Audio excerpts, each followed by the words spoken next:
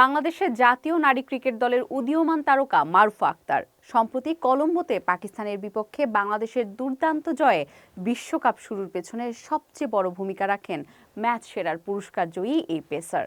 তবে তারই সাফল্যের পেছনে জড়িয়ে আছে অক্লান্ত পরিশ্রম, সংগ্রাম আর এক অদম্য ইচ্ছাশক্তির গল্প।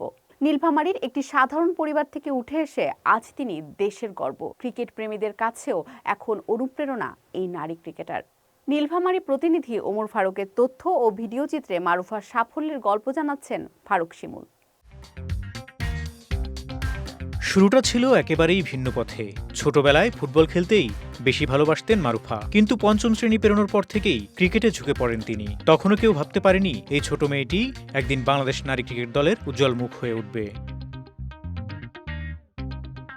একসময় তার পরিবারে নুন আনতে পান্তা ফুরাতো। কৃষিকাজে বাবাকে সাহায্য করতেন মারুফা আক্তার। সে সময় পাড়াগাঁয়ের মেয়ের ক্রিকেট খেলা মেনে নিতে পারেনি এলাকার মানুষ। তবুও থেমে থাকেনি মারুফার স্বপ্নযাত্রা।